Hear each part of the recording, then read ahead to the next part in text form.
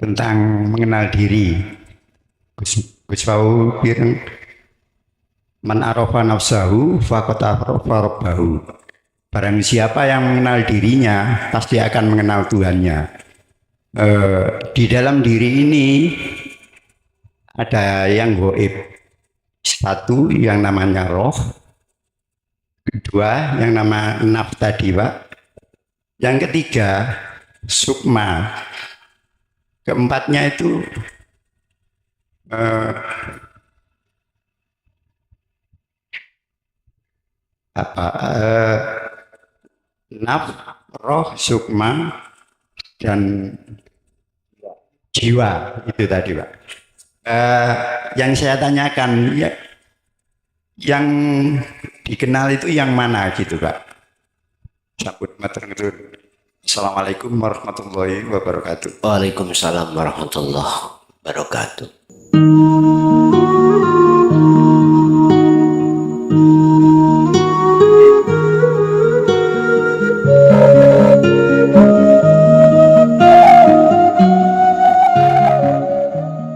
Sallallahu alaihi wasallam wa ala alihi wa azwajihi wa dzurriyyatihi wa qurrabatihi wa ahli baitihi wa ashabil kiram wa ila jami'il anbiya wal mursalin wal awliya was syuhada was sholihin wa tabi'ina ila yaumiddin, khususan jami'i masyayikhi ila muntahud wa ila abaina wa ummatina wa asdadina wa masyaykhina wa auladina wa azwajina wa dzurriyyatina wa ahli baitina, khususan jami'i man tabi'ana wa jami'il arwah di hadil majlis wa ghairahum lahumul fatihah. A'udzubillahi minasyaitonir rajim. Iyyaka na'budu. Bismillahirrahmanirrahim. Bismillahi tawakkaltu alaika ya Allah. Asyhadu an la ilaha illallah wa asyhadu anna Muhammadan abduhu wa rasuluh. Allahumma salli wa sallim wa barik alaihi wa ala alihi wa ashabihi ajmain. Qala Allah ta'ala wa idh qala Luqmanu libnihi wa huwa ya'iduhu ya bunayya la tusyrik billah inna syirka la dzulmun adzim. Shadaqallahul adzim. Amma ba'du. Bapak Ibu hadirin jamaah sesepuh, bini sepuh, tokoh masyarakat, tokoh agama, alhamdulillah dalam kesempatan malam hari ini kita masih diperkenankan Allah bertemu dan bermuajah dalam rangka taklim muta'alim. Untuk pada malam hari ini kita akan ngambil tema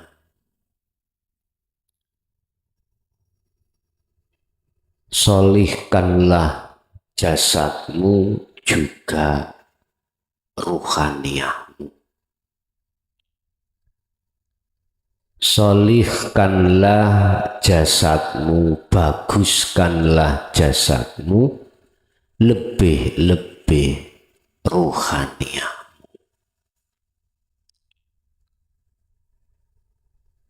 Jasad dikatakan solih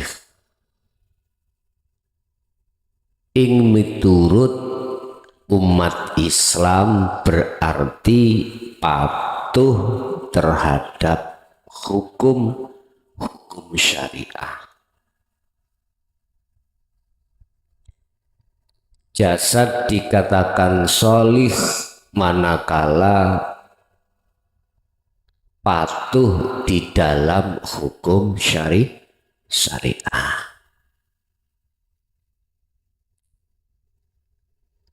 Di dalam hukum syariah itu hanya dua hukum bersumber, yaitu larangan dan perintah.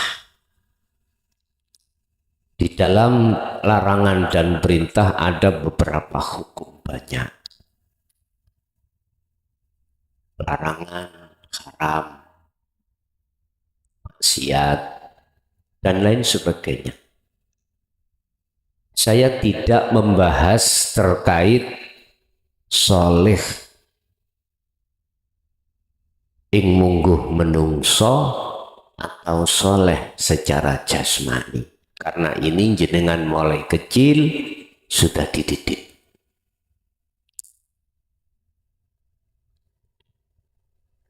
Bapak Ibu, manusia itu tidak hanya terdiri dari jasmani, dan jasmani juga punya tangan, punya kaki, punya kepala, telinga, dan lain sebagainya. Ruhani pun juga begitu. Allah ketika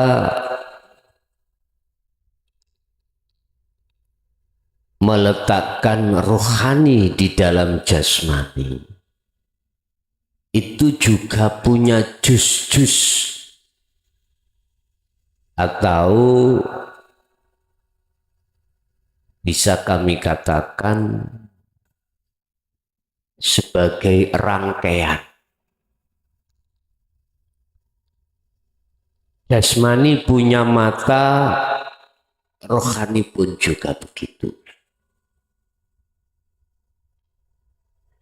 Jasmani punya hukum, rohani pun juga punya hukum. Bapak Ibu, hukum yang terjadi pada rohani sama. Ada larangan, juga ada perintah. Mana larangannya? Hal ini Allah tuangkan di dalam surah Al-Luqman, surah Luqman, surat yang ke-13, surat yang 31 ayat 13. Di situ Allah dawuh, wa idz qala lan tatkalane dawuh sapa Luqmanu, Luqman iki keluarga Luqman ini adalah kekasih Allah. Dawuh nang sapa libnihi maring anak-anake Luqman. Termasuk ayat ini terhadap kita.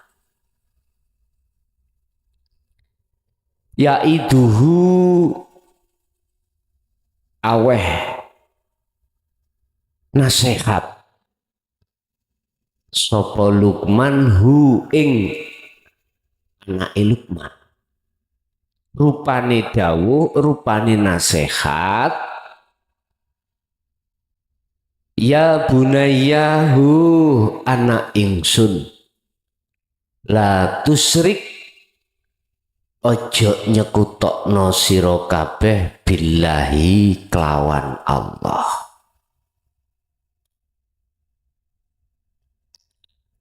Ketika Luqman ini memberikan nasihat kepada anak-anaknya, Luqman mengatakan janganlah kau menyekutukan Allah.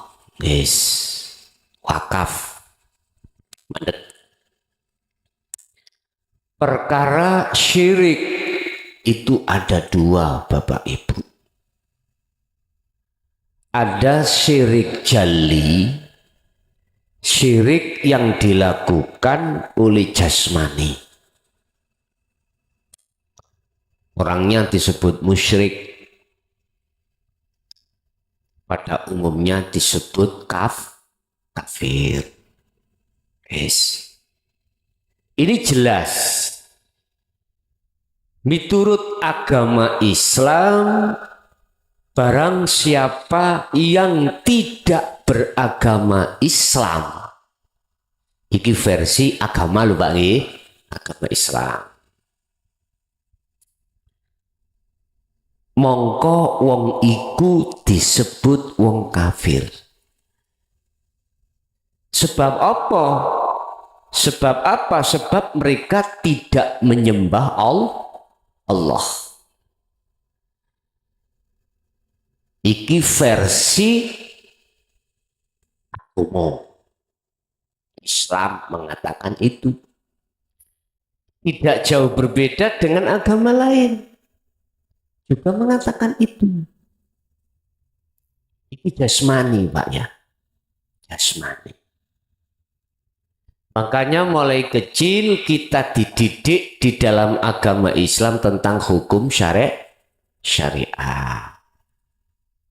Intinya disuruh patuh di dalam hukum-hukum agama Islam di tingkatan syariah. Larangan ditinggalkan, perintah dijalankan. Wis iki syariah. Umat Islam mestinya Pak Bu harus naik babakan ruhaniyah. Babakan ruhaniyah. Lah kalau tidak naik babakan ruhaniyah, ini nanti akan teringgap, masih teringgap syirik yang kedua, yaitu syirik khafi. Apa syirik khafi itu? Syirik yang bersifatkan sangat halus. Sangat halus. Halus. Contoh iki Pak, contoh. Contoh banget. Umpama jenengan beli jeruk, bilang sama penjualnya, Pak, jeruknya yang manis-manis sih. Lah, ketika sampai bawa pulang, akadnya tadi kan jeruknya itu manis. Lantas di rumah jenengan oncei, kupas, terus sampai makan. Fakta secara dohir dirasakan oleh jasmani memang manis. Lah, ruhaniyah saya beriman manisnya itu milik jeruk. Nah, ketika hatiku iman kalau manis itu sumbernya dari jeruk, jeruk niku makhluk mboten? Makhluk. Maka inilah salah satu contoh hatiku masih teringgap syirik khafi. Syirik khafi. Lah terus bagaimana caranya ruhaniyahku ikut tidak syirik khafi ataupun jali? Bagaimana? Rasulullah dawuh, man arada dunya fa'alaihi bi ilmin wa man arada al-akhirah fa'alaihi bi ilmin wa man aradahuma fa'alaihi ma bi ilmin. Barang siapa yang ingin sukses dunianya, berarti jasmani Pak, hasanah, maka ia nganggo ilmu. Artinya kita harus belajar ilmu syariat. Akhirnya pandangan seseorang kita patuh dalam hukum syariat mesti dikatakan soleh. Nggak ngerti ya? Perintah dijalankan, larangan ditinggalkan. Mesti orang mengatakan, oh orang ini soleh. Ini pandangan manusia. Waman aradal akhirah fa'alaihi bi ilmi. Tatkala kau menginginkan akhirat, akhirat iki maknanya manakala kau ruhaniyahmu salih harus nganggo ilmu. Berkenaan dengan ilmu Bapak Ibu mesti ada guru, ada murid. Ada guru, ada murid. Anda ingin air, Anda harus menimba. Artinya timba ini, ya timbo itu apa? Timba ya. Timba ini harus nyampe ke sumur. Baru dapat air. Bukan sumur yang harus mencari timba. Mestinya timba ini mencari sumur. Artinya apa? Kita harus tolap, kita harus mencari ilmu. Lah, mencari ilmu jangan sampai keliru, Pak. Kalau Anda pengen ilmu matematika, carilah guru matematika. Anda pengen belajar ilmu nahwu sorof, ya harus kepada guru yang ahlinya. Saya ringkas, kalau Anda mencari guru dunia, guru syariat, kalau Anda ingin ilmu syariatmu alim, yo harus cari guru syariat jasmani, Pak.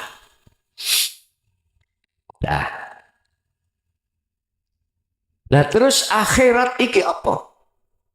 Ini adalah ilmu yang untuk mendekat dan bertemu Allah. Otomatis kita harus mencari guru yang guru itu betul-betul menguasai, atau guru itu betul-betul di bidang tentang ketauhidan.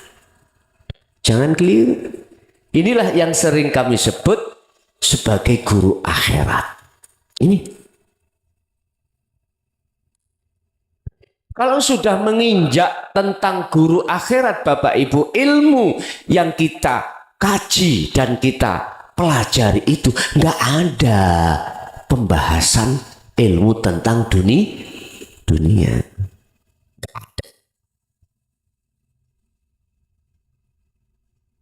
Beliau mengajarkan terhadap kita itu khusus tentang bagaimana ruhaniyah melepaskan cintanya terhadap selain Allah, dengan begitu akan bisa diterima cintanya terhadap Allah bertemu.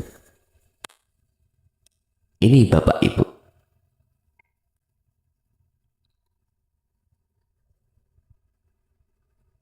Bapak Ibu, syirik khafi ini wajib sampai usir dari hati. Wajib. Tadinya saya katakan, tadi saya mengatakan imanku, jatuhnya iman, jatuhnya rasa itu tidak terhadap Allah hidup yang menguasai jeruk, tapi jatuhnya imanku itu terhadap makhluk berupa jeruk. Ini harus jenengan usir. Harus. Manakala panjenengan ini pingin estu bertemu Allah. Iman yang ada di dalam ruhaniyah kita itu harus bebas dari iman-iman selain Allah. La taj'al ma'allahi ilahan akhar. Janganlah ada di dalam hati kita iman selain Allah. Al-Isra. Jangan. Lebih luas.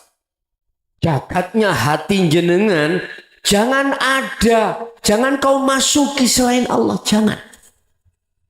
Jikalau toh sudah terjadi di dalam diri ada iman selain daripada Allah, bahasa syariat lagi, yang kalau maksud Allah bukan nama loh, ini maksud saya, hidup bukan sifat.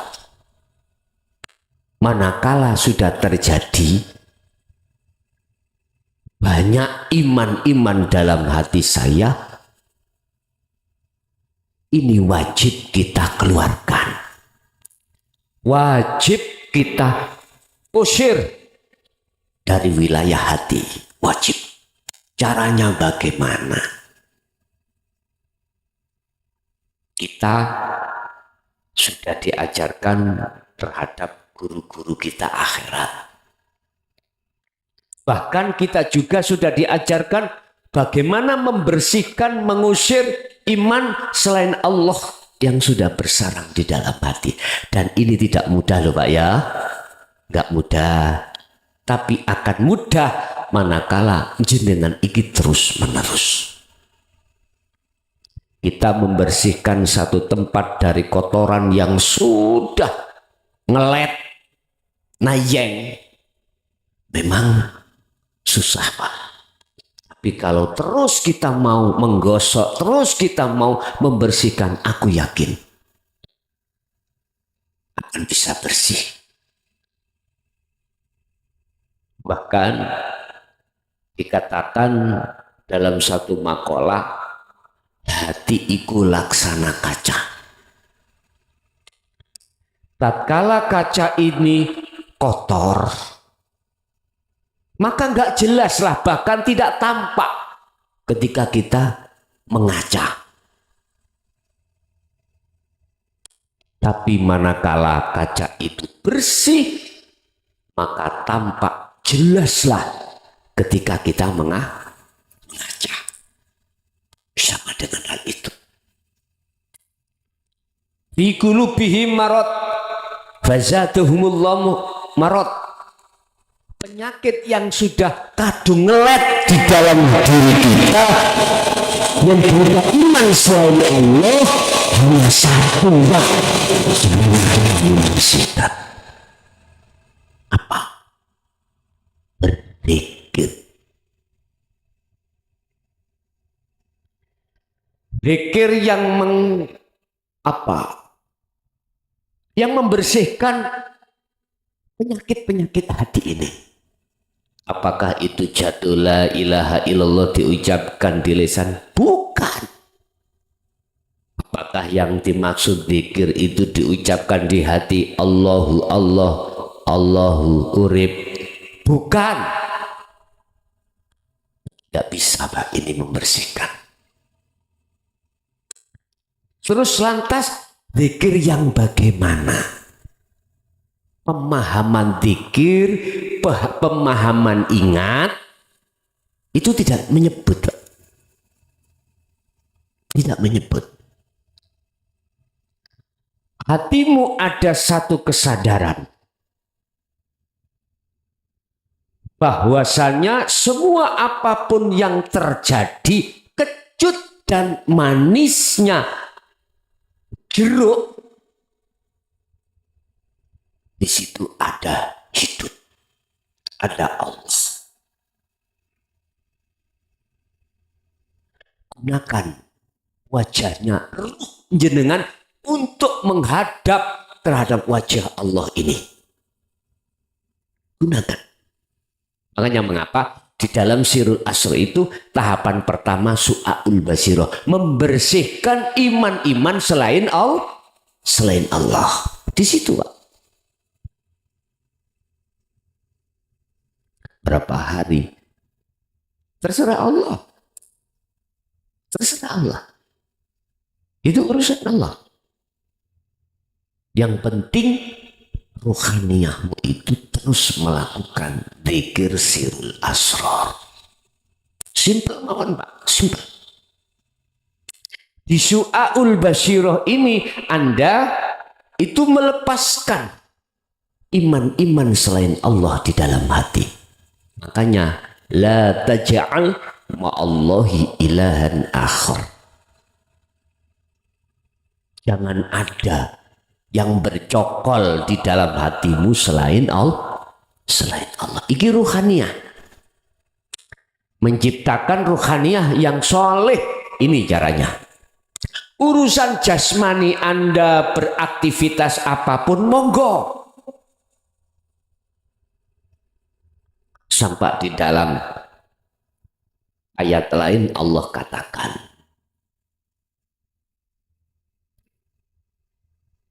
ya ayyuhalladzina amanu ulkurullaha qiyaman wa qu'udan wa ala junubihim. Ketika kau berdiri, jadikanlah berdirimu zikir pada Allah. Yang dimaksud zikir ini adalah sirul asrar, Pak. Bukan jari, bukan siri. Bukan. Kalau konteksnya untuk membersihkan iman selain Allah loh ya.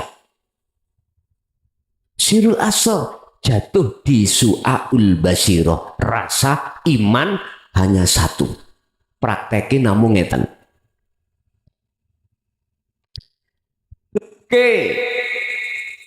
Depke kok, Pak. Hadapkanlah wajah ruhmu. Mana wajah ruhmu? Iman. Wajah menungso roh iki ono macam loro, Pak. Ada yang rupa hewan. Mohon maaf lo ya. Ada yang bukan. Ulaika kal an'am bal hum antum. Manakala ruhaniyahmu itu dikuasai oleh nafsu, sifat basariah, maka asli wajahmu rupa sifat iku koyok kewan. Iki biasanya bisa terlihat ketika saat syafah. Asli ruh wajahnya itu kepala anjing, kepala sapi, kepala hewan. Sing dibelah dewi ini apa, Pak? Ya itu.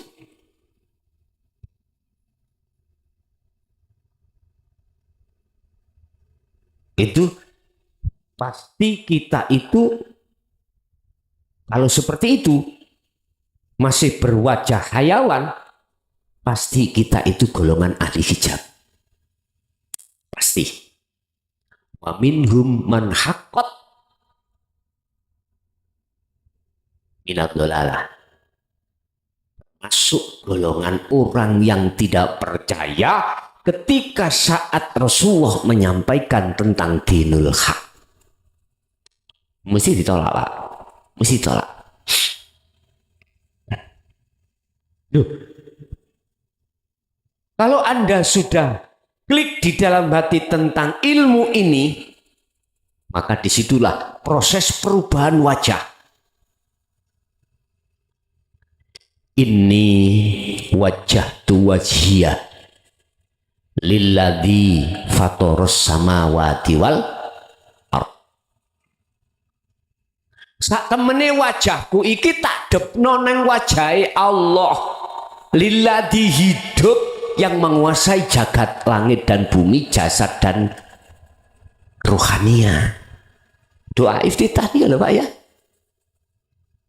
Tapi selama ini kita baca saja tapi tidak pernah kita amalkan. Nggak pernah kita praktekkan.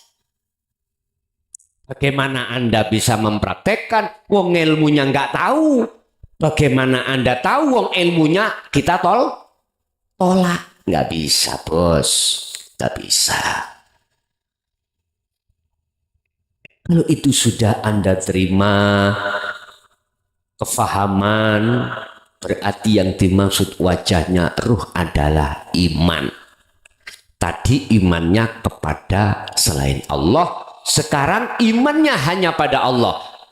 Berarti wajah jenengan wis gak rupa kewan, hayawan. Iman itu rasa itu. Lah sekarang tinggal madepo, tinggal menghadapkanlah wajahmu terhadap wajahnya Allah itu. Mana wajah Allah? sesuatu yang tidak bisa kau sebut. Itulah laisa kamislihi, di luar dan di dalamnya rasa legi tadi Mbak ya, rasa kejut. Di situ. Kalau Anda sudah klik yakin itu Allah semuanya semata-mata, maka inilah yang kusebut seseorang masuk di dalam muraqabah. Cara imannya sudah ihsan. Sudah ihsan. Ini proses su'aul basiroh Bapak Ibu. Ada pancaran nur makrifat dalam hati sampean, yaitu berupa keyakinan bahwasanya tidak ada siapapun kecuali Allah pun. Akhirnya hatimu ada rasa mahabbah, ada rasa rindu, ada rasa wadah. Ini nggak bisa digambarkan Pak. Allah katakan, bila mana kau berdiri, jadikanlah berdirimu itu berzikir pada Allah. Qiyamau wa qu'udan, ketika Anda duduk, jadikanlah dudukmu itu karena Allah, berzikir. Berarti ketika berdiri apapun aktivitas, duduk apapun aktivitas, sambung Pak, rasa di dalam hati jenengan dengan urip iku sambung. Sambung. Ini nggak bisa diungkap loh Pak ya. Nggak bisa diungkap. Ketika sambungnya ruh terhadap lewat rasa terhadap Allah, ini nggak bisa kau ungkap. Piye arep dijelaske? Hanya bisa berkata, apa yang terjadi pada ruhaniyahmu itu tatmainnul qulub. La khaufun alaihim walahum yahzanun. Tidak ada rasa khawatir, tidak ada rasa gelisah, apalagi takut. Lepas sudah. Jikalau detik-detik ruhaniyahmu itu sambung terhadap Allah. Makanya di situ jenengan pasti rindu, ingin bertemu, selalu merasa dilihat Allah, selalu merasa imanmu itu hanya dilayani Allah. Tidak ada yang melayani kecuali Allah. Nah, kalau di dalam hatimu sudah muncul iman rasa seperti ini, maka itulah yang kusebut su'aul basiroh. Sebab manakala hatimu masih muncul iman selain Allah, inilah yang dikhawatirkan Luqman terhadap anaknya, terkait jangan pernah berbuat syirik, sebab inna syirka ikula zulmun adim. Sesungguhnya syirik menyekutukan Allah, adanya iman selain Allah dalam hati, dalam hal apapun, itu adalah maksiat yang paling besar.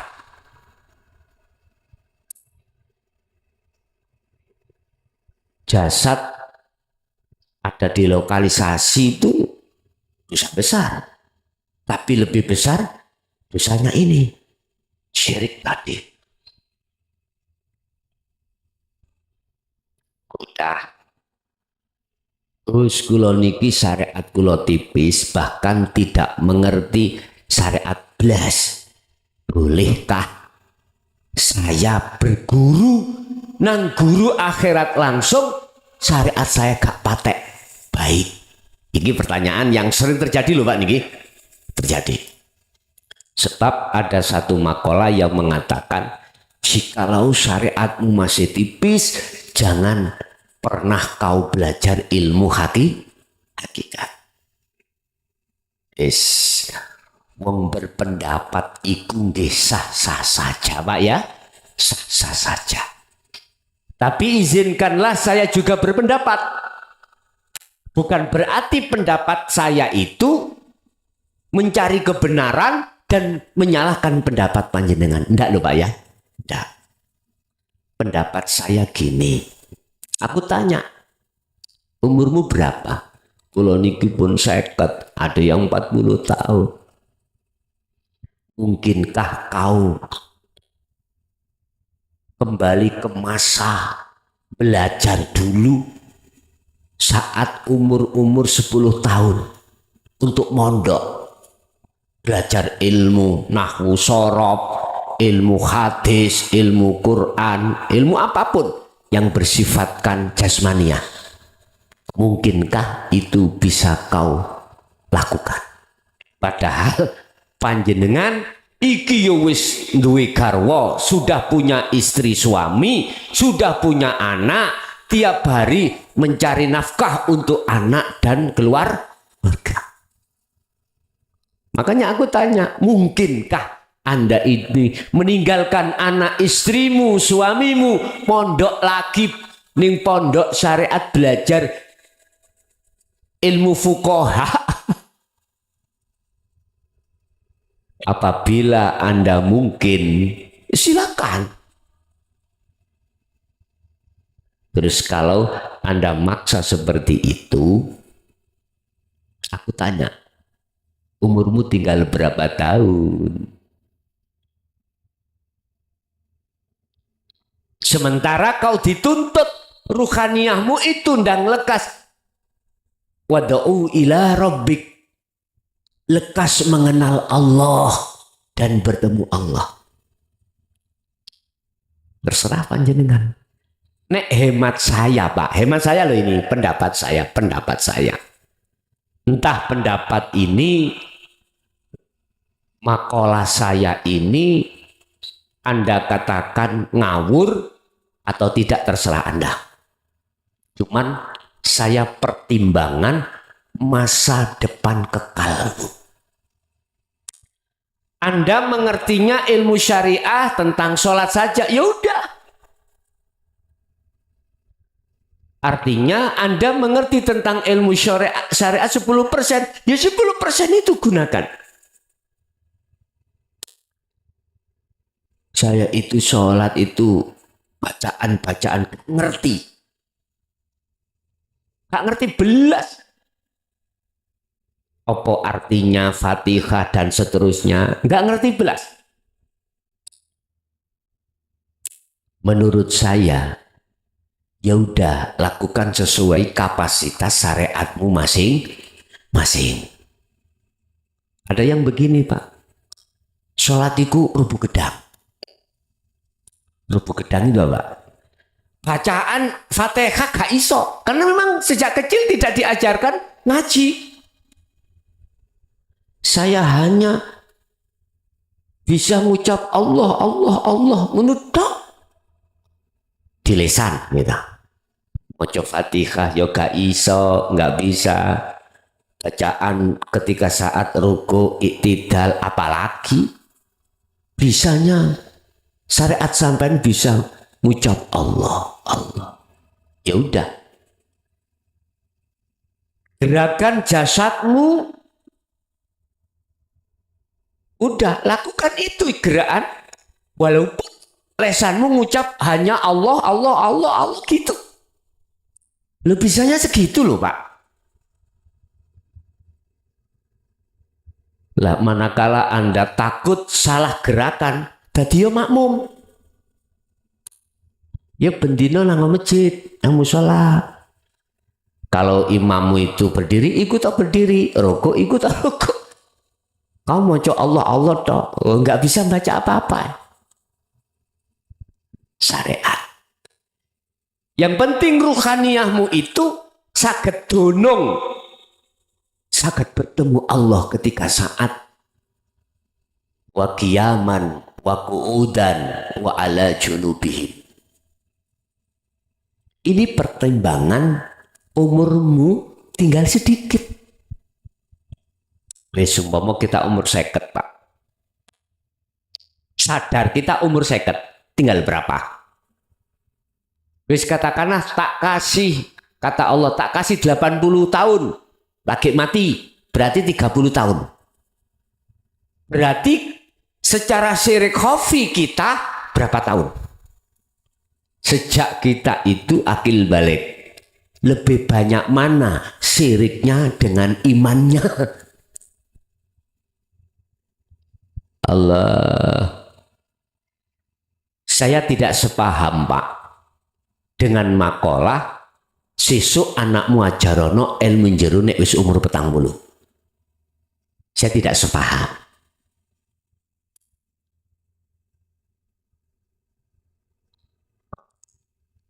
Barometer si A, si B, si C itu dikatakan wayai waktunya tatkala dia sudah ngerespon hatinya, tidak berbicara umur. Tidak. Jadi kalau saya boleh berpendapat, walaupun syariatmu itu cukup 10%, 20% dan lain sebagainya, udah fokuskan belajar rohaniahmu. Fokuskan, bebaskan rohaniahmu dari karakter-karakter menyembah berhala, dari karakter-karakter iman yang ada selain Allah. Ini cara untuk menjadikan rohaniah jenengan soleh di sini. Tidak hanya fid dunya hasanah, juga wafil akhirati hasanah, bagus. Tidak hanya bagus di mata manusia, juga bagus di mata Allah. Tidak hanya sukses duniawiyahnya, tapi juga sukses akhiratnya.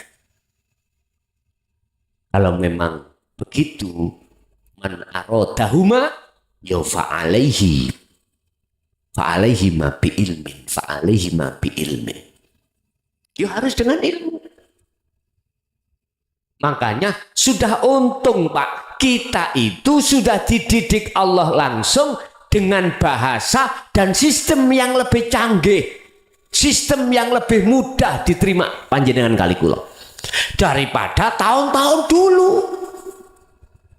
Sistemnya ngawelu Pak, sistemnya isyarah. Jadi kita untuk paham tentang ilmu tersebut susahnya setengah mati. Butuh waktu untuk bertafakur, hanya memaknai apa maksud guru akhirat kita ketika memejang kita.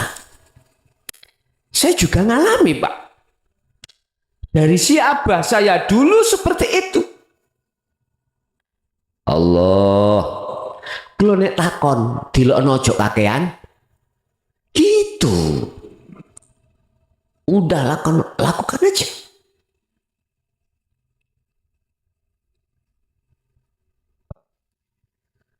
Boso ya Pak.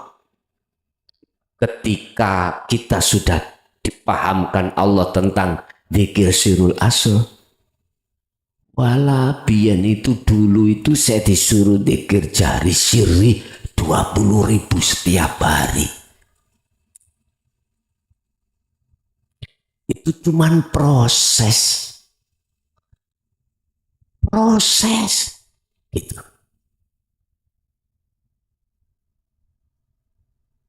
Proses kita menanam padi, cukul padi, buahnya, tapi belum jadi nasi. Begitu ya. Sekarang sudah enggak seperti itu Pak sistemnya. Langsung nasi, mana po cangkemmu? Tak dulang, leken, itu Allah. Sistemnya seperti itu. Jadi sistem sekarang itu lebih mudah difahami Pak.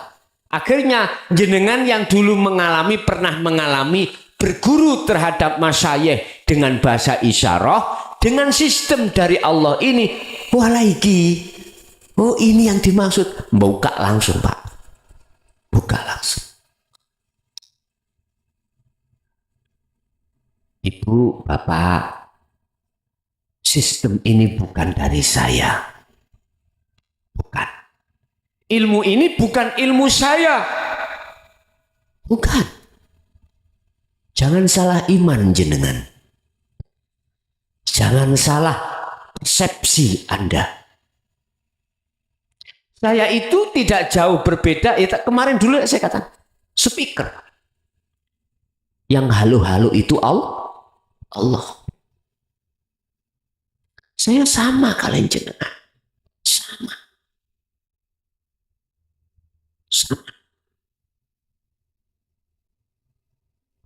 Kalau sama, sayukja enggak, Pak? Kalau jenengan iki mujinya itu terhadap makhluk. Sayukja enggak? Tidak sayukja. Kalau sama, pantas enggak jenengan iki beriman terhadap sesuatu yang tidak bisa memberikan dan menolong apapun? Sayukja enggak? Enggak sayukja. Lihat ketika bagaimana Rasulullah memberikan wahyu, menjelaskan wahyu yang inti. Bagaimana beliau katakan? Saya ini sama dengan kau. Sama manusianya. Jangan pernah kau menyembah apalagi memuji padaku. Aku sama dengan kau. Tapi pujalah, sembahlah apa yang ku sembah. Itu Rasulullah. Makanya saya klarifikasi, Pak. Untuk kembali kepada ajaran Rasulullah langsung. Yang ajaran Rasulullah selama ini dibelokkan oleh orang-orang yang hatinya dikuasai oleh hawa nafsu. Umat ini digiring untuk memuji kepada makhluk. Berawal dari makhluk itu tadi merasa dirinya yang melakukan, merasa dirinya yang berilmu. Akhirnya dirinya teringgapi penyakit, namanya penyakit rumongso apik katimbang orang lah. Rumongso alim. Karena memang fakta secara dohir alim, Pak. Terbawa ruhaniahnya.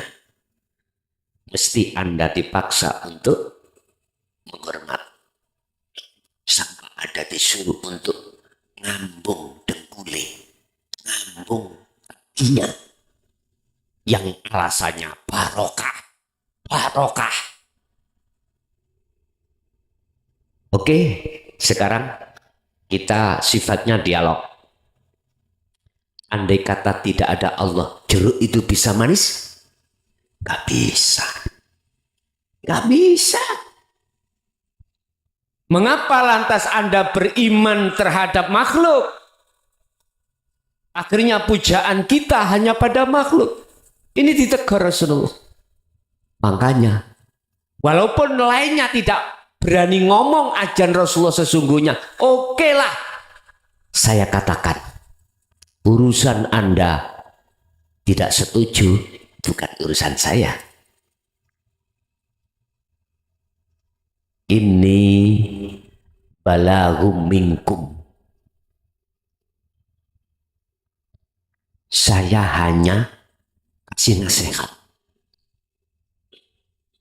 Urusan Muhammad katakan kau itu cuman memberikan nasihat. Muhammad katakan kau itu hanya pemberi seruan. Saya jadikan sebagai lapanganku. Bukan lantas Muhammad itu yang bisa memberikan petunjuk. Bukan, Pak. Allah langsung terhadap panjenengan. Penghadapan iman jenengan, ruh wajah jenengan terhadap hidup pada diri saya lewat nur cahaya rasa iman itu. harus sampai disambungkan. Kok iso makhluk itu dipuja-puja? Ini Rasulullah loh Pak, langsung loh bicara. Yang Rasulullah itu menirukan dawe Allah. Kalau nggak percaya, Al-Kahfi 110. Sering ini saya sampaikan, sering banget.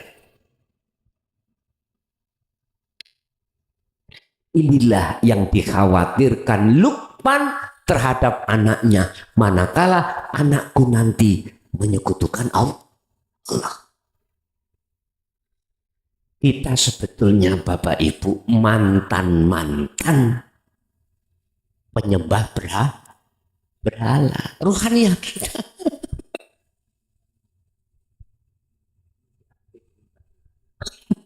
Apalagi ada yang aktif. Kadang masuk di dalam masjid, kadang masuk di dalam wihara, kadang masuk macam-macam. Bapak Ibu, saya hanya intent membahas ruhaniah. Karena ruhaniah inilah yang ada hubungannya dengan syirik khafi. Ingat, kita tinggal berapa di dunia ini dan evaluasi diri. Apakah dalam hati kita masih ada iman selain Allah, manakala masih terus asah terus dzikir sirul asrar. Baik ketika Anda berdiri, Anda duduk, wajunubihim, Anda ketika berbaring. Sebab kita Pak ya, ketika kholwat sudah umur di atas 5 tahun, 50 tahun, geger ini capek, cepat capek. Kalau nggak senden aja sudah nggak kuat kok ya, 1 jam nggak kuat. Wes gini, lu iya Pak, sungguh. Makanya Allah katakan, dia mau waku'udan wa ala junubihim, berbaringlah kau, nggak apa-apa. Yang sowan itu kan ruhnya Pak, bukan jasmani lah gitu kok. Udah Pak, apa mesisan bablas. Loh, terus kita akhirnya terganggu dengan rasa sakit. Udah berbaring aja, nggak apa-apa. Jadikanlah berbaringmu itu berzikir pada Allah. Artinya inilah Rasulullah ketika tidur tetap hatinya berzikir. Anda harus juga begitu.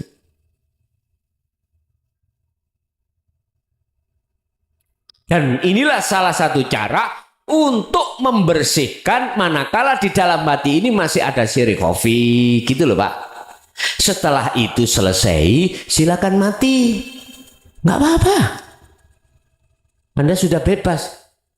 Tak jamin Anda, kata Allah, bighairi hisab, nggak akan masuk dalam golongan yang dihisab, dihitung.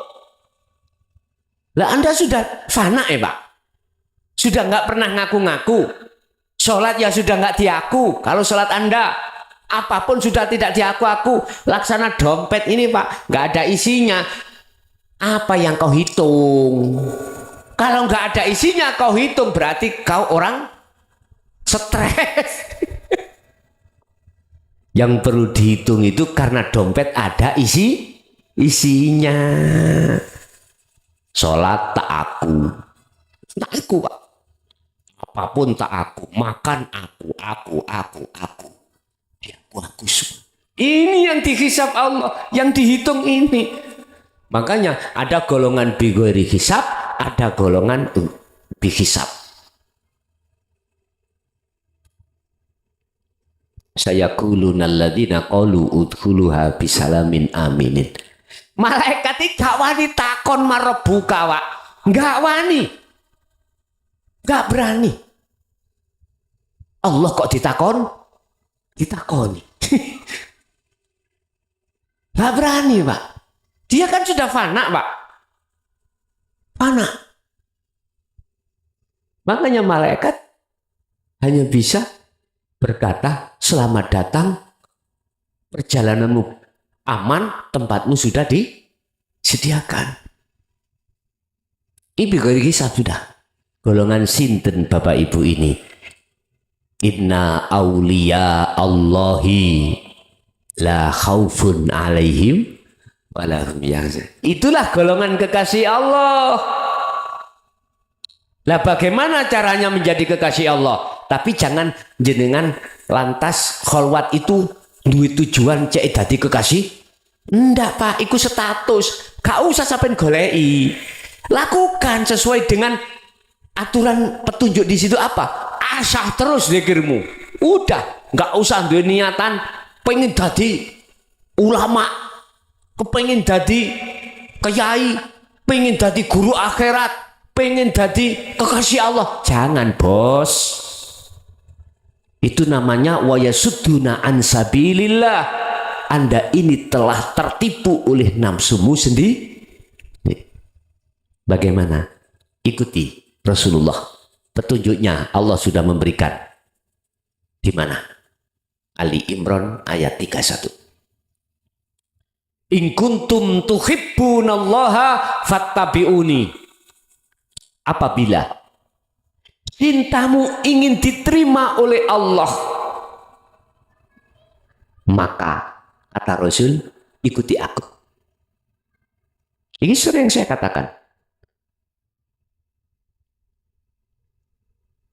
Syarat mutlak harga mati, cintamu akan diterima oleh Allah manakala cintamu, imanmu terhadap selain Allah itu harus kau lepaskan. Ini namanya proses nafi. Ini namanya proses tahali. Untuk menuju tajali, nafi untuk menuju isbat, pembersihan untuk menuju kesucian. Apabila kau betul-betul mengikuti aku, kalau bahasa ayat di situ, yaitu melepaskan cintamu terhadap selain Allah, maka yuhibbukumullah. Allah akan menjadikan kau sebagai kekasihnya. Lantas bagaimana kesalahan saya seirik kopi itu, Pak? Terus si ayat ada, Pak. Wa yaghfir lakum dunubakum. Dosa syirik mulai umur balik sampai umur 7 tahun, Pak. Saknaliko seketika itu Logrok.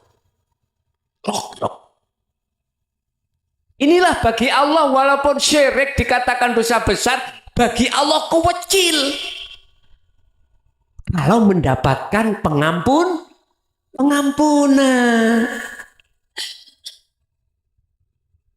Tetapi syirik kita itu walaupun 1 biji sawi, tapi tidak dapat pengampunan oleh Allah, ini dosa atau kesalahan yang besar sekali. Walaupun 1 biji sawi, tahu sawi Pak ya?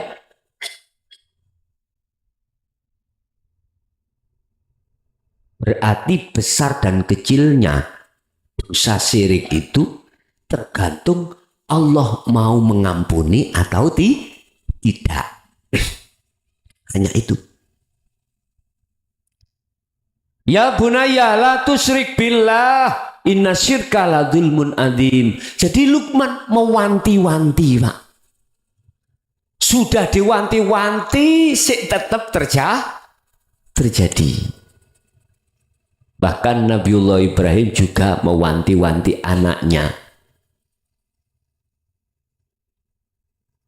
La ta'budullah, la ta'budu. Apa Pak Guru? Ma ta'buduna mim ba'di. Apa nak yang kau sembah setelah aku mati? Ma ta'buduna mim ba'di. Apa nak yang kau sembah setelah aku mati? Sebab ketika zaman beliau Nabi Ibrahim, beliau selalu mewanti-wanti terhadap anaknya. Tidak hanya Luqman, Pak. Nabi Ibrahim juga mewanti-wanti terkait masalah itu. Ruhaniyah selalu dicondongkan millata Ibrahim Hanif terhadap Allah. Terus kita sebagai orang tua punya anak, pesennya apa Pak? 99,9% mata kuluna mim ba'di. Apa nak yang kau badok, kau makan setelah aku mati, waris aku nyom. Ini 99,9% orang tua itu memikirkan tentang masa depan duniawi wiyah.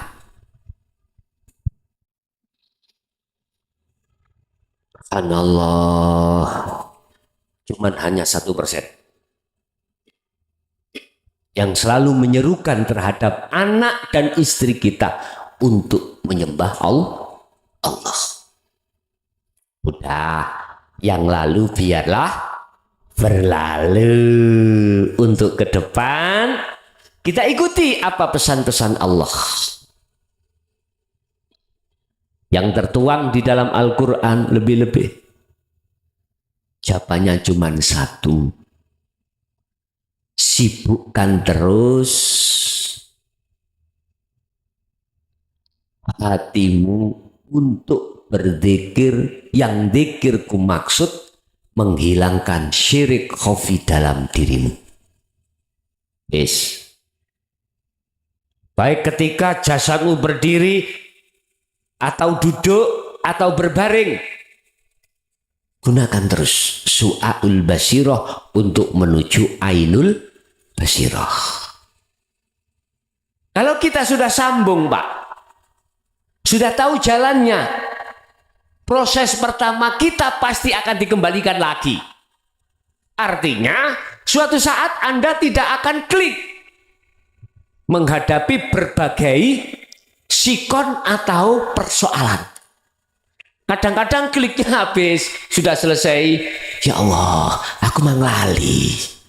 Tetun Pak nih nganti lah ngaten. Udah, nikmati aja. Jatuhmu itu nikmati aja. Apa salah? Enggak. Tak ada ceritanya orang yang sudah tahu Allah terus dia mau melalaikan atau putus dengan Allah. Enggak mungkin. Karena sebab orang kalau sudah tahu nikmatnya bertemu Allah, tidak mungkin dalam hatinya ingin berpisah. Enggak mungkin Pak. Gak mungkin ruhaniyah ketika sudah jatuh di wilayah musyahadah pada Allah untuk berpisah, gak mungkin. Gak percaya? Oke. Jenengan iki mulai kecil pacaran dengan si A, si B pacaran dengan si A. Ya Allah Pak, namanya pacaran lewat surat-surat dulu ya. Terus ono janjian ketemuan dan redegang. Ayo ngomong. Sebelum kita bertemu, ada suatu kejadian dalam diri jenengan yang disebut rindu. Kasmaran. Tahu kasmaran nggih? Rindu kasmaran ini berat Pak di hati. Kapan yo ndang ketemu? Sekarang sudah tanggal 9 ya nih. Kapan ndang ketemu? Bergelora Pak hati. Bergelora. Ya Allah Pak, kalau sudah ketemu, tak ingin sebetulnya itu berpisah. Waktu buat pacaran, ketemuan katanya lama. Ternyata hanya terasa dilu, terasa apa dilu itu? Sebentar, padahal dihitung jam-jaman Pak. Sampai ada telepon, Nduk, kamu di mana? Ini kok ada alasan ya? Masih belum selesai Pak Tuntutan rohaniah selalu ingin bersamanya. Nah gitu nih. Niki tir podo irengi lho Pak, Bu. Sir podo seneng. Wis tah, kalau panjenengan pernah ngalami masa remaja, masa puber pertama, wis tah, ora bisa jenengan lupakan. Beban rindu iku setengah mati, Pak. Tapi ketika saat sudah ditemukan, mama, Anda pada Allah. Kita ketika saat di Su'aul Basyiroh itu jenengan ada beban rindu, Pak. Di Muraqabah itu jenengan ada rindu dalam hati ingin selalu berjumpa pada Allah. Kapan ini? Allah dawuh, wa man kana yarju liqa Allah fa inna ajalallah la'at. Bis kuwi ojo kakean cocot. Ya, nek ning atimu pingin ketemu aku, mesti kok tak tentokno waktu nih. Ada momen-momen yang aku tentukan. Berarti Pak, jenengan harus optimis. Kalau hati sudah ada rasa ingin bertemu Allah, mesti sebelum mati jenengan akan bertemu Allah. Loh, ini janji Allah loh. Buka Al-Ankabut ayat 5. Itu janji Allah.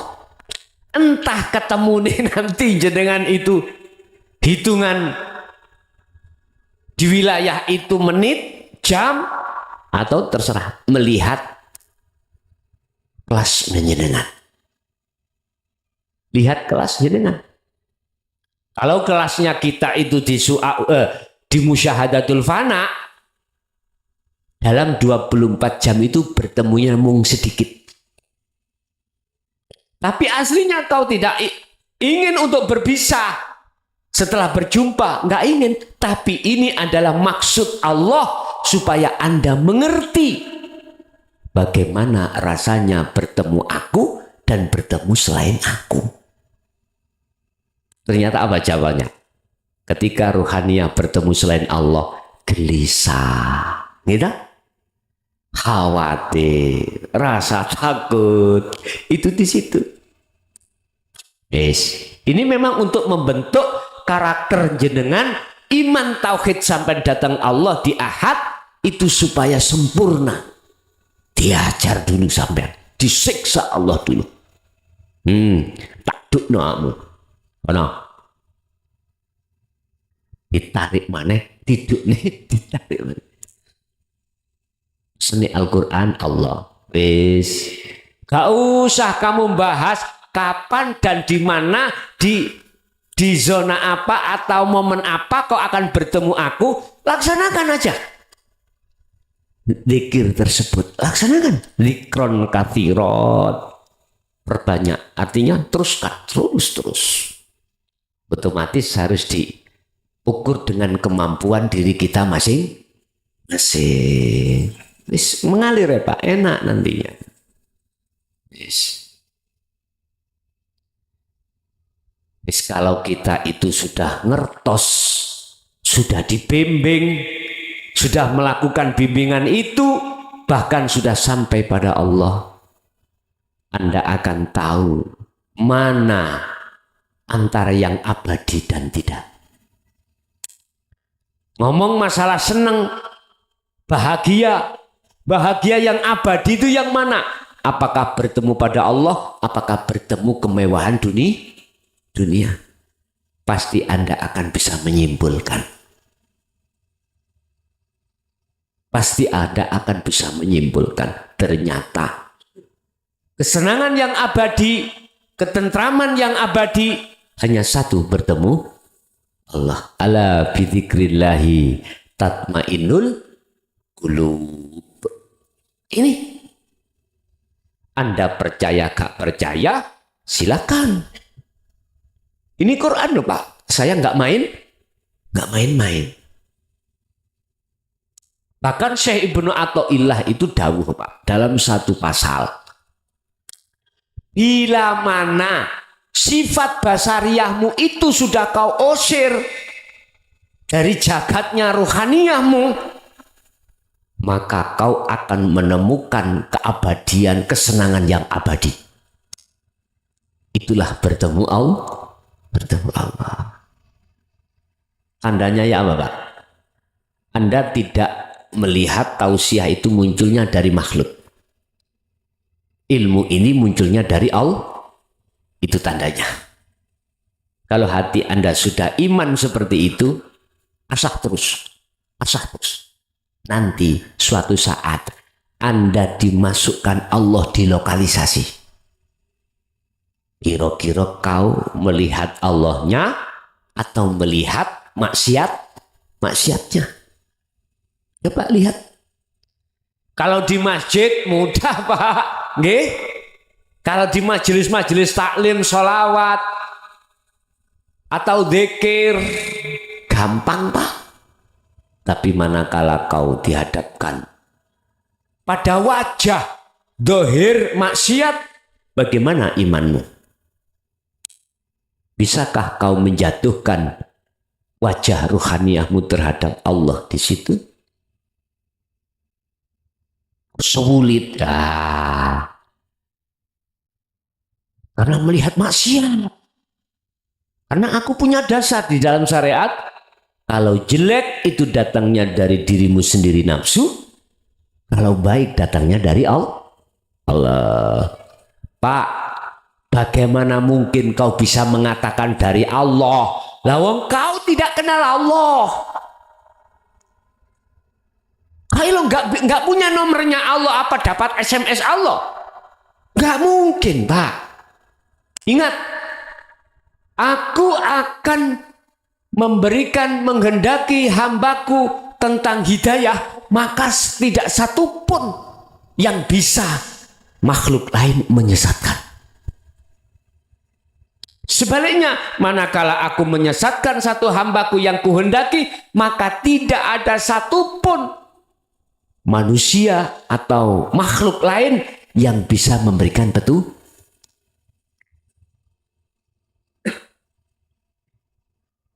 Udah.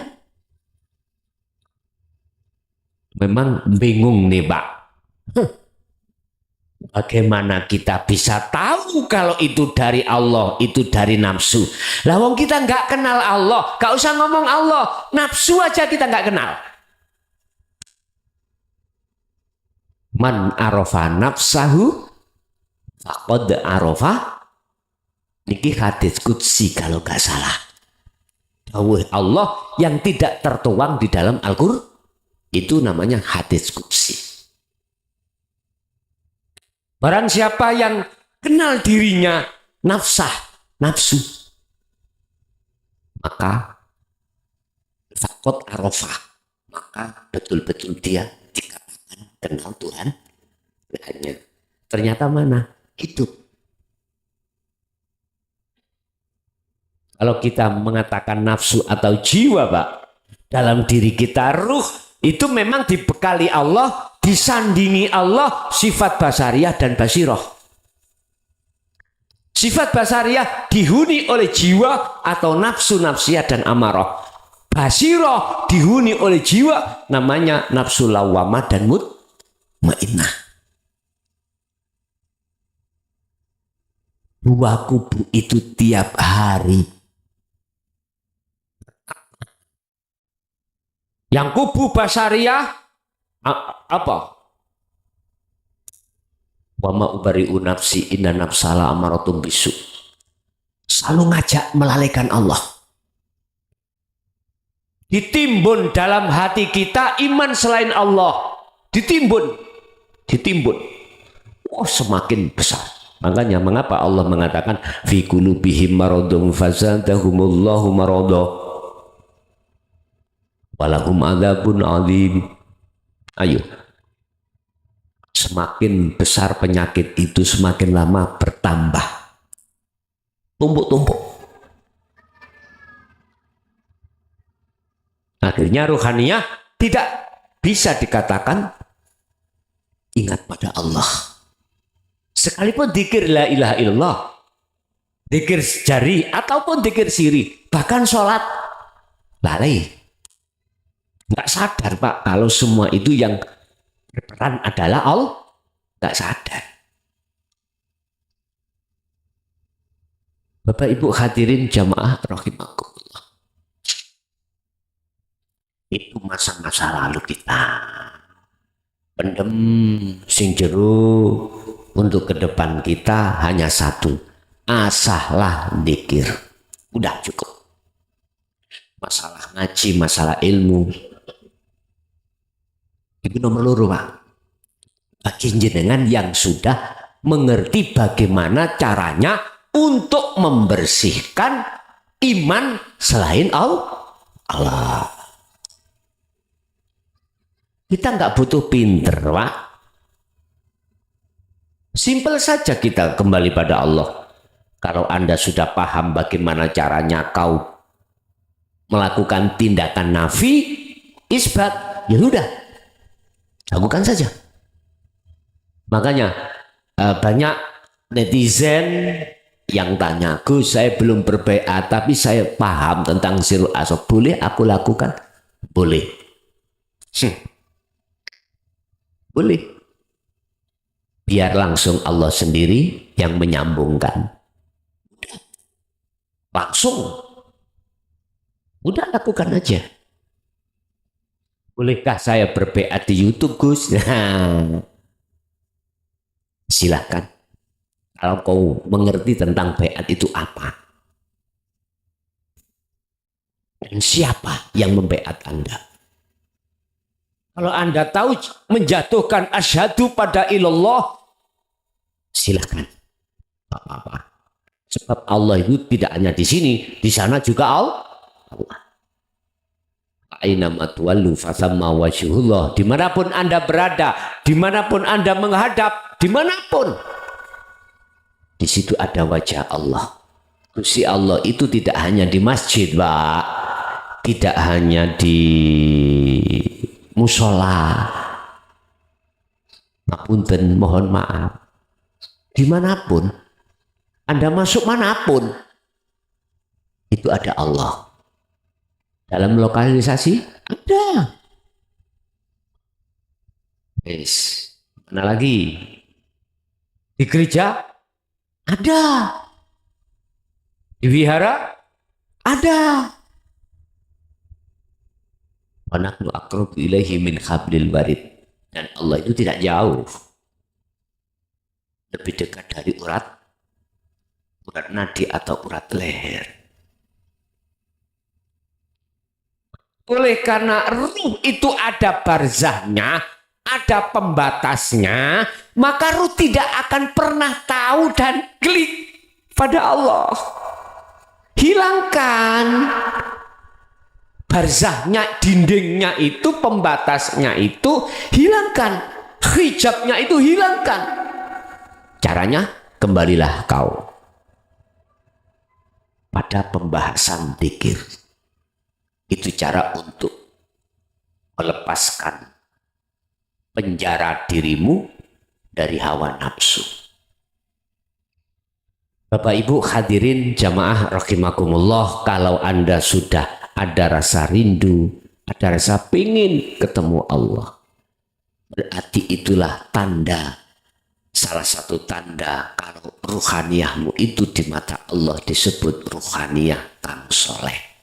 Makanya mengapa Rasulullah menyindir terhadap kita sebagai orang tua tentang masalah anak. Idza mata benu Adam, ketika salah satu anak putu Adam itu meninggal dunia, maka terputuslah semua amaliyahnya kecuali tiga perkara. Pertama, sedekatin jariyah, di mata Allah nggak ada nilainya. Au ilmin yantafa'u bih, ilmu yang bermanfaat, apalagi terakhir awaladin solihin yada'ulah. Ini anak soleh itu yang mana? Yang sudah ma'rifat, Pak. Sudah ma'rifat ruhaniyahnya. Karena ini hubungannya dengan rohaniyah, maka anak soleh yang selalu mendoakan, artinya itu bukan harus anak keturunan lewat nasab. Tidak. Boleh kau berpendapat mengatakan anak dari nasab. Tapi tolong, saya juga punya pendapat. Anak disebut anak niku kan hubungan yang paling dekat. Anda terhadap istri dekat. Anda terhadap saudaramu yang lain dekat. Tidak ada hubungan darah secara gen. Jenengan kali kulo dekat. Dekat, Pak. Jadi jenengan dengan saya ini dekat, hubungan dekat sekali. Walaupun tidak ada hubungan nasab atau hubungan gen. Ini bahasa anak itu adalah isyarah, Pak. Isyarah. Makanya mengapa jenengan ketika ngundang orang tahlil nyelamati Pak E, Bu E, tidak hanya tonggo kiri kanan aja. 2. Kadang satu RT. Itu maksudnya, barangkali di antara mereka itu ada yang menjadi waline Allah. Ini yang diterima. Ingat, husnul a'mal nataiju husnul ahwal. Ibadah di mata Allah secara jasmani dikatakan bagus, ikut tergantung barometernya buah keadaan rohaniah Anda. Manakala rohaniah Anda itu makrifat pada Allah, semua amalia jasad itu diterami oleh Allah. Ada Qur'annya, ada. Buka di dalam surat Maidah kalau nggak salah ya. Ayat 27. Innama yataqabbalullahu minal muttaqin. Sesungguhnya amalia-amalia, pengorbanan-pengorbanan yang diterima oleh Allah hanyalah bersumber dari hati yang bertakwa. Mulus lillahi ta'ala, Pak. Tidak karena pahala, karena pahala itu makhluk. Tidak karena surga, karena surga itu juga makhluk. Lillahi ta'ala. Itulah ruhaniyah yang sudah makrifat pada Allah. Bila mana ngundang seluruh warga, kok nggak ada sama sekali, itu namanya geblake beng.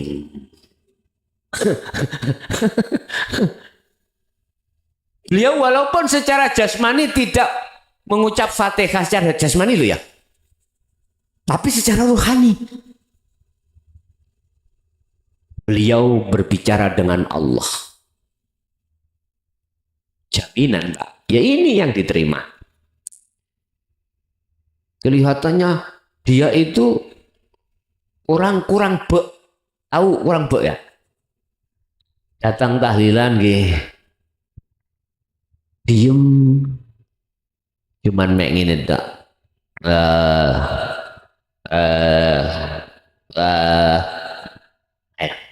Jenengan yang nggak tahu.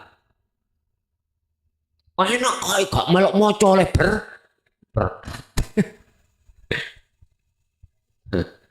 berkati podo. Aku sing kul dadi imam. Masya Allah. Innama yataqabbalullahu minal muttaqin. Ingat, sesungguhnya amaliyah yang diterima oleh Allah itu bersumber dari hati yang takwa. Meninggalkan larangan, syirik khafi mau, Pak. Menjalankan perintah, iman hanya pada Allah. Beliau seperti itu. Makanya jangan melihat casing, Pak. Jangan melihat makhluknya. Paham nggih? Kesimpulan, jikalau kau mempunyai itikat untuk menjadi soleh dohiri, monggo. Tapi pesanku, solihkanlah ruhaniyahmu. Cara Anda untuk soleh, kau harus berilmu. Cara untuk mendapatkan wejangan ilmunya, kau harus cari guru akhirat. Setelah kau dapatkan itu, lakukanlah terus pengasahan ilmu, pengasahan zikirmu untuk mengikis habis iman-iman selain Allah di dalam hati. Oke, itulah Bapak Ibu apa yang bisa kami sampaikan terkait jadilah tidak hanya soleh secara jasmani, tapi juga secara rohani. Yang bisa kami sampaikan, kita masuk pada sesi tanya jawab dan dialog.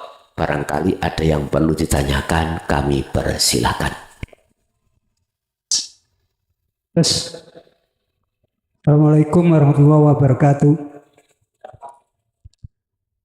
Terus niki kula nek kembul kali tiang umum ya. Jamaah-jamaah niku lawon wonten zikir la ilaha illallah qayyum maujud.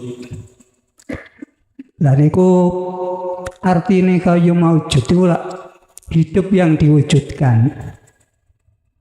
Lah niku sing maksude napa Allah yang diwujudkan. Masa Allah diwujudkan. Lah niku maksude dos pundi? Nuwun penjelasane. Ngoten mawon. Assalamualaikum warahmatullahi wabarakatuh. Waalaikumsalam warahmatullahi wabarakatuh. Nggih Pak, memangnya di dalam orang umum itu ketika kita zikir kalem telung pikiran biasa ya. Hayyul maujud. Pertanyaannya, yang dihidupkan itu dirinya sendiri ataukah yang ini apa? Yang diwujudkan? Halo? Yang diwujudkan di Allah yang diwujudkan? Apakah Allah yang diwujudkan? Atau gimana? Lah ngoten nggih. Pun. Hayyun iku sifat, Pak ya. Sifat. Itu sifat jaisnya, sifat wajibnya Allah hidup. Maujud yang diwujudkan. Apakah Allah itu yang diwujudkan? Itu pertanyaan. Lah, terus kalau yang diwujudkan itu Allah, terus siapa yang mewujud? Ini kalau diteruskan pertanyaan loh Pak ya. Masa sih Allah itu diwujudkan? Kalau kita bahas syariat sudah maklum, yang diwujudkan adalah makhluk, yang mewujudkan itu Allah. Wes, iki cara akal bisa nerimo.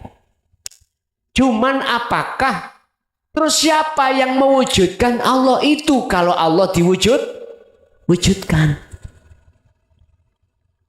Ini nggak pernah saya mendapatkan pertanyaan seperti ini, Pak. Ternyata karena dirinya sendiri. Loh, dirinya sendiri apa sih? Bon, ngeten. Anda nanti akan lebih paham kalau sudah tidak ada diri Anda selain Allah. Kalimat wujudnya Allah itu yang mewujudkan dirinya sendiri, itu dongnya ada di situ. Cuman saya hanya membaca dari proses ilmu. Ngeten ilmu nih. Wis, kula ngomong pitik ambek ndok. Ya. Disik pitike apa disik ndoke? Iso jawab. Pitik iku ya asale teko ndok. Ndok iku ya teko pitik. Pak, itu loh Pak Ahad, Pak. Ya. Itulah Ahad. Wujudnya dia, adanya dia karena dia sendiri.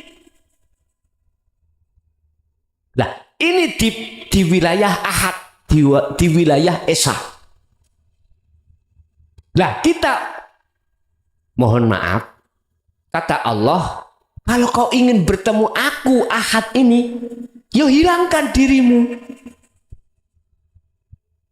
Kembalilah kau ke asalmu. Asalmu apa? Asal kita? Tidak ada. Adanya kita karena diadakan yang ada. Oke. Kalau jenengan iki pengen ngerti sejati ini yang mewujudkan Allah, kembali ke asal. Kalau kita kembali ke asal berarti kita tidak ada. Justru di wilayah itulah nyatalah yang ada tadi. Apa mungkin kita yang tidak ada bisa melihat yang ada? Nggak mungkin.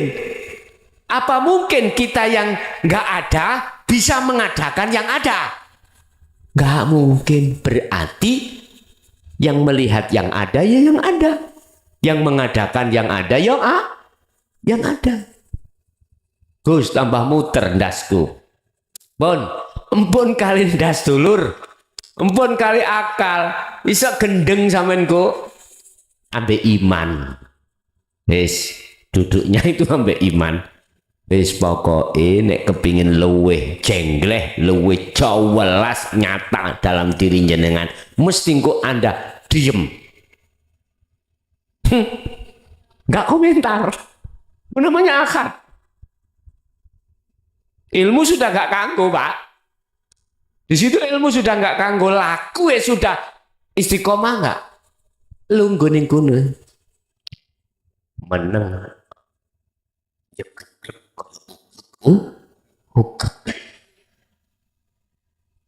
Halah.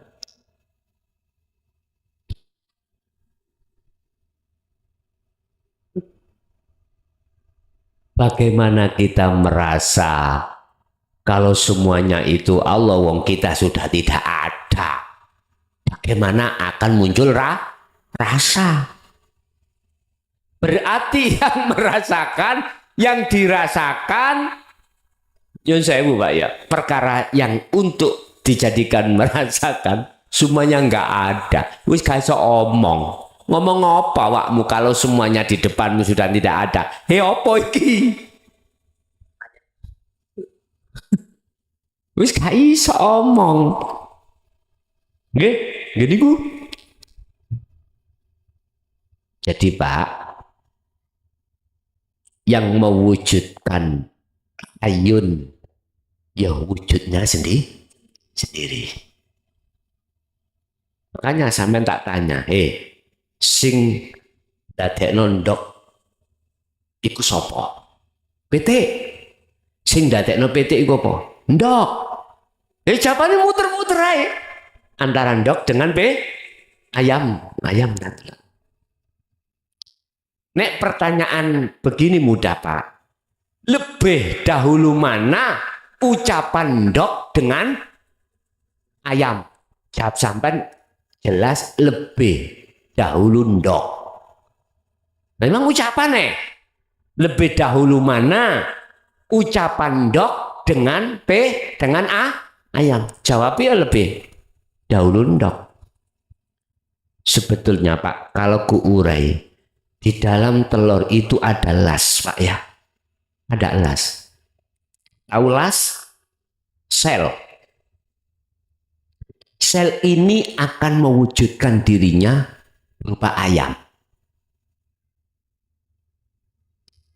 Di dalam ayam ini adalah saripati bumi. Ayam ini saripati bumi. Terus di dalam saripati bumi itu ada nutfah, ada mani. Ada alam nukot goib yang ditempati sel.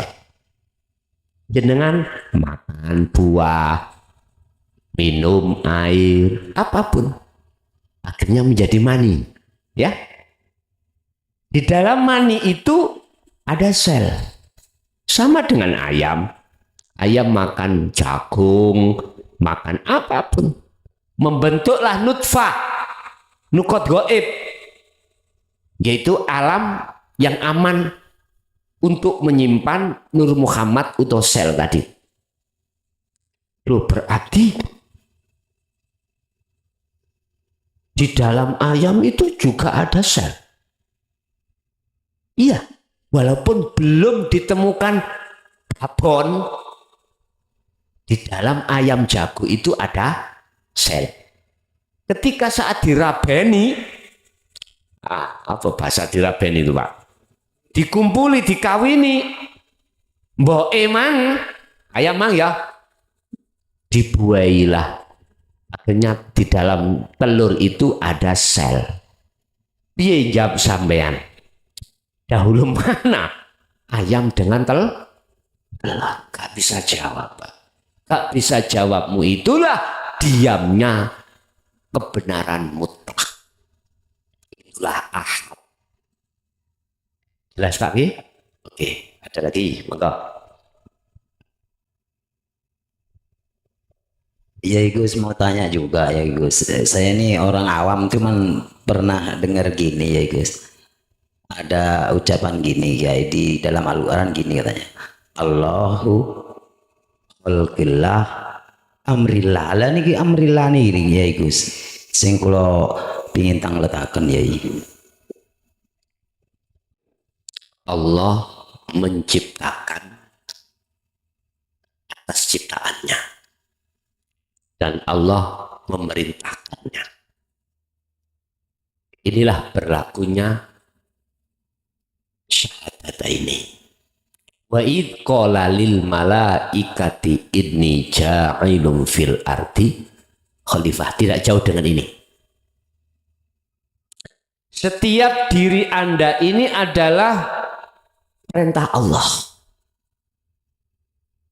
Amrillah. Bisa diartikan Anda menjadi khalifah sebagai pemimpin, Anda di dunia ini makhluk itu sebagai perintah Allah. Umpama di bahasa Arab Rasulullah secara hakikat. Coba jangan dimasukkan syariat lo ya dulu. Nggak ketemu nanti. Kalau sampai masukkan di syariat yang namanya Rasul, ya para utusan-utusan Allah yang membawa wahyu itu untuk disampaikan terhadap ditarik ke hakikat. Jenengan ini makhluk, siapapun. Anda bisanya ke sini dari rumah kalau tidak diperintah Allah, bisa nggak? Datang ke sini sendiri? Nggak bisa. Oke? Saya kasih contoh. Ini rokok, makhluk. Ini Korean, makhluk. Hakikatnya sifatnya apa? Tak punya sifat apa-apa. Hanya satu, jedidek, nggak ada manfaatnya. Nggak bisa. Korean, ya juga nggak bisa mendatangkan manfaat. Lho niku didamel rokokan.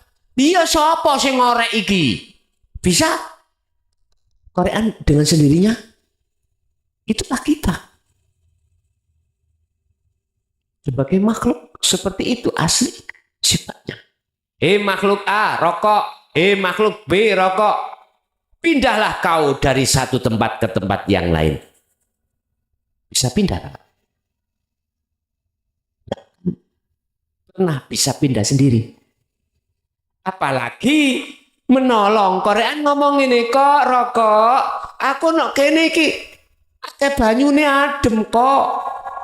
Lin kok aku kok tolong.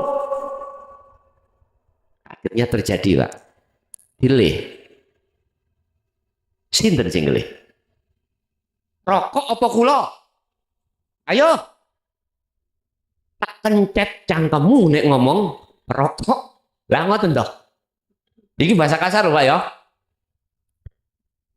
Kalau jenengan melihat makhluknya, ini mesti beriman si rokok punya manfaat.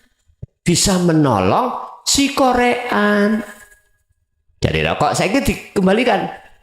Rek Korean, tolong sumeten rokok aku ini sumeten. Sumeten misalnya ya. Korean dengan sendirinya sakit apa? Nggak bisa. Itulah yang dimaksud Rasulullah. Jangan pernah kau memuji aku, tapi puja-pujilah siapa yang kupuji, siapa yang kupuja, siapa yang kusembah. Alhamdu utawi sekabai puja lan puji iku lillah,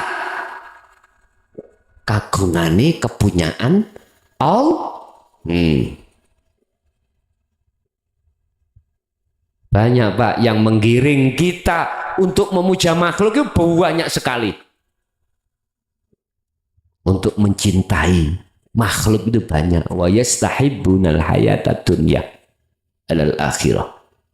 Sebelum terjadi ada makhluk yang menggiring umat supaya muja dirinya, sebelum ini ada terjadi, Qur'annya sudah ada Pak. Ibrahim ayat 3. Bagaimana mereka mengatakan? Surat Ibrahim ayat 3. Wa yastahibbunal hayatad dunya alal akhirah.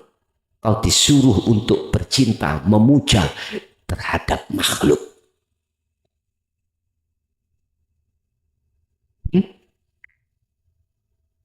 Gegeran kalau ibu ri. Ya. Wis gak usah ikut-ikut kita itu. Kita nasihati aja. Kita nasihati.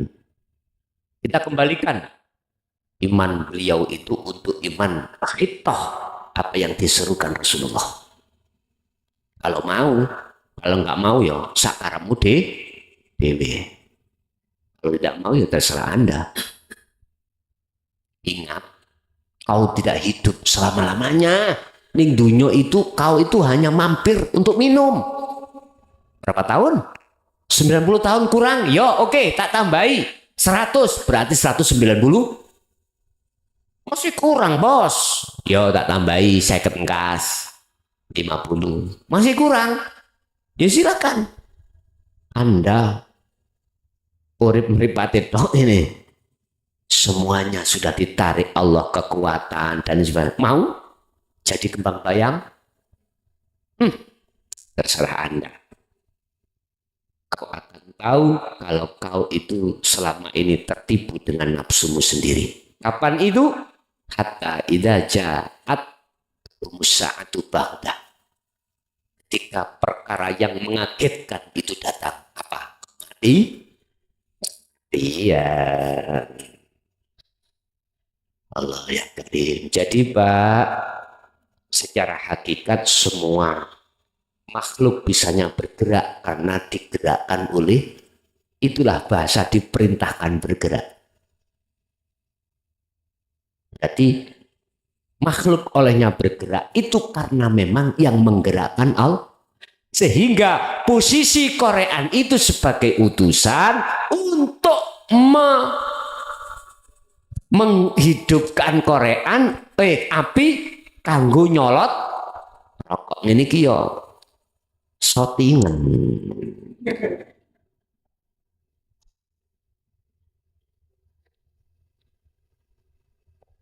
Kalau tidak ada Allah yang memerintahkan itu, apa iso Korean dengan sendirinya? Itulah kita. Sebetulnya makhluk semuanya itu adalah makhluk yang diutus Allah. Diutus. Kau berdiri, rukuk, sujud, duduk. Kalau tidak diperintahkan Allah berdiri, tidak didirikan Allah, tidak dirukukkan, nggak bisa Anda itu dengan sendirinya. Alah, orang Jawa itu mudah Pak. Dulu itu ilmu sejati ngiblat ke wayang. Seperti itu.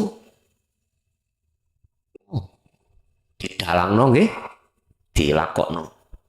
Memang kalau kita melihat seakan-akan itu geraknya wayang. Suaranya Seno, suaranya Petro. Tapi coba lihatlah yang kebenaran yang mutlak. Siapa yang ngomong? Pak Dalang. Kadang-kadang suaranya rotok wedok, kangen ya? Ternyata suaranya Pak Dalang. Orang Jawa ilmu sejati itu gambarnya seperti itu. Itulah Pak ya. Oke, ada lagi? Assalamualaikum warahmatullahi wabarakatuh. Nah, kan nami Pak Sutrisno saking Pandaan nggih mawon Pak. Yang kula tanyakan ini wau tentang mengenal diri. Gus wau pireng man arafa nafsahu faqad arafa rabbahu. Barang siapa yang mengenal dirinya pasti akan mengenal Tuhannya. Di dalam diri ini ada yang gaib. Satu yang namanya roh, kedua yang nama naf tadi Pak, yang ketiga sukma, keempatnya itu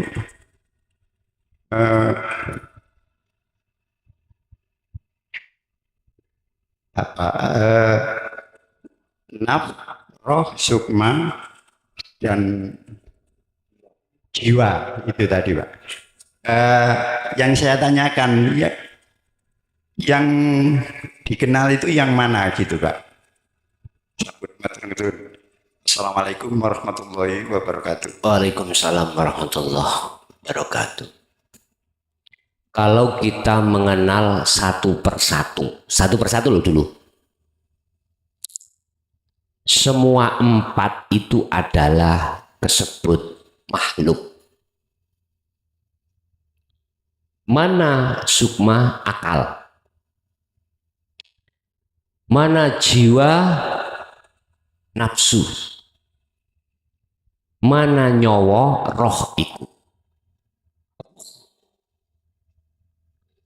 Terus apa situ Imam? Naf iku ya nun vaksin iku mah. Diri. Empat perkara ini fungsinya beda-beda. Empat perkara ini tidak bisa dipisahkan. Harus sampai ahadiyahkan menjadi ahad. Kalau menjadi ahad maka disimpulkan oleh Allah dalam satu ayat, ya ayyatuhan nafsul mutmainnah. Jiwa yang damai. Kembalilah kau kepada Tuhan. Irji'i ila rabbiki. Sifatnya radiyatan mardiyah. Kembalimu itu tidak karena apa-apa. Tidak ingin dijadikan kekasih. Tidak ingin dijadikan apa itu ya, apapun. Radiyatan mardiyah. Ridho dan diridhoi walaupun dibendus-benduskan. Apa dibendus-benduskan ini? Dibentur-benturkan. Manakala empat hal ini jenengan ahadiyahkan sampai lenyapkan, itulah maksud dari nun vaksin nafsu yang sudah ditajali diri. Nun vaksin itu artinya ingsun Pak. Ingsun. Diri itu kan ingsun toh. Bahasa Jawa ingsun. Bahasa umum diri. Cuman kembalinya diri ini terhadap siapa? Taholikah, tajalikah, makhlukkah, Allahkah?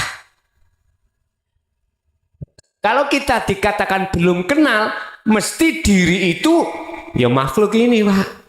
Akhirnya ketika aku melakukan kehendak, ya tak akoni iki kehendakku. Makhluk. Ketika aku menjalankan sholat, ya otomatis nih hatiku itu, di dalam hatiku ngakoni aku diri makhluk. Ngakoni.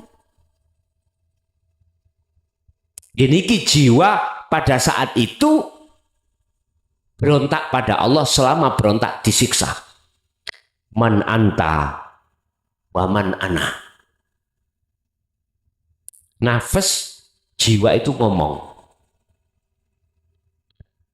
Anta wa anta, ana wa ana. Selama itu disiksa Allah. Lama banget bertahun-tahun. Akhirnya jiwa itu ngomong, anta rabbi wa ana abduka. Jenengan iku Tuhanku, saya ini hambamu. Muncullah namanya ruh. Wa nafahtu, oke, tak tiupkan roh. Akhirnya muncul nama ruh. Sebetulnya ini tidak bisa dipisahkan antara satu dengan yang lain. Sampean ngomong ote-ote, unsurnya itu wortel, tepung, lombok, kubis, apalagi cambah. Ini satu kesatuan. Kalau sudah proses akadiyah selesai, proses itu proses penggabungan, Pak, ya, pengenalan. Yes. Proses selesai, muncullah nama OTOT. Nama selain OTOT mana? Ada nggak? Nggak ada. Kubis, nggak ada. Apalagi dari tepung, nggak ada. Coba sampean kalau nggak percaya, belilah OTOT terhadap orang jualan OTOT. Bu, beli tepung, dijuali? Nggak ada. Bu, beli kubis. Nah, tutul OTOT sampean niku beli kub. Nggak akan sampean dikasih. Kalau ngomong beli OTOT baru ketemu. Lah kubisnya mana? Hilang sudah. Nama-nama itu semuanya hilang. Terus diteruskan. Wujudnya OTOT itu yang mana? Ini. Loh, itu lah kubis. Dudinge pas kub. Pokoknya ya iku. Gitu loh, Pak. Paham maksudku loh? Nggak bisa kau sebut, bos. Berarti manakala di dalam diri kita ini keakuan hamba sudah fana, muncul keakuan Allah, la ilaha illa ana. Al-Anbiya 25, surat Toha 14, innani anallah. Maka itulah, Pak, yang disebut kenal diri. Ingsun sudah tidak muncul ingsunnya makhluk, tapi ingsun dalam hati jenengan, ingsunnya Allah. Otomatis nek kui kenal diri fakot, maka sungguh betul-betul ngarofa, kenal kau Rabbahu ing pangerane siman. Mesti, Pak, dikatakan. Karena apa? Nafas itu walaupun artinya secara dohir iku nafsu diri, tapi diri terhadap orang yang ahli syuhud sudah diahad, itu ngomongnya ingsunnya Allah. Contoh. Terus sing ngaji mang sapa? Aku bahasa yang keluar, yang kau dengar, mesti kui kalau ahli hijab nuduh aku nih tapi bagi jenengan yang sudah duduk di ahli syuhud, di ahad, walaupun ngomong aku, konek, Pak, maksudnya aku Allah. Bisa ojo nggih perkara lo ya. Jangan nggih perkara, nanti dicap aliran koyok Siti. Dek, Allah luwe, Dek. Ojo ngono penoy. Aja perkara jero yang kebenarannya mutlak, nggak bisa diganggu-gugat. Udah, hati Kurang lego Gus. Ya mbuh nek ngono. So.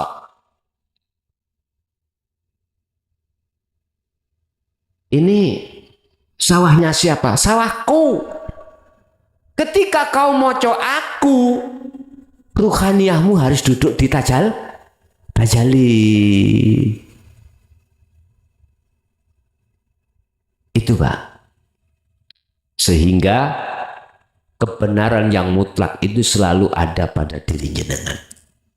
Nah, untuk selalu connect, hati ngomong aku, di dalam itu akunya Allah, gak gampang Pak. Ya, harus tetap dilatih zikirnya. Mending diem.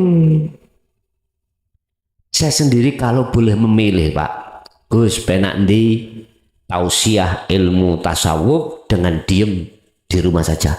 Umpama saya boleh milih, enak di rumah. Jujur Pak, kula nek ana panitia, Gus tolong libur nggih saiki. Alhamdulillah. Lho nggih. Kok umpama saya dipilih, boleh milih untuk tidak bertausiah, diem aja. Itu alangkah senangnya. Ngono lho gampangane. Kalau bahasa manusia lo ya, saya pilih untuk diam diri. Tapi nggak bisa Pak, kami untuk memilih nggak bisa.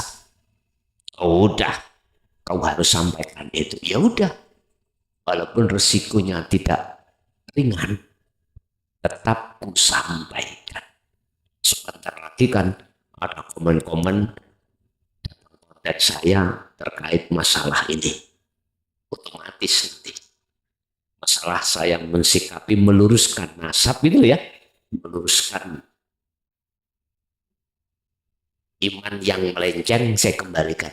Nanti tantangannya penting ali. Entah begini. Tapi saya tidak akan pernah lari dari tanggung jawab. Ya, saya siap berdiskusi, saya siap untuk katakanlah dialog. Tapi saya tidak mau kalau diajak debat. Karena ilmu tentang Allah itu tidak boleh diperdebatkan. Difahami lalu dilakoni. Gitu. Oke. Ada lagi. Monggo. Wonten? Sampun. Bapak Ibu hadirin jamaah rahimakumullah, itulah apa yang telah diberikan Allah pada kita berupa ilmu untuk mengusir atau membersihkan syirik-syirik dalam hati. Semoga semuanya menjadi ilmu yang bermanfaat bagi kita dan diteruskan terhadap anak keturunan kita ila yaumil qiyamah. Lahumul Fatihah.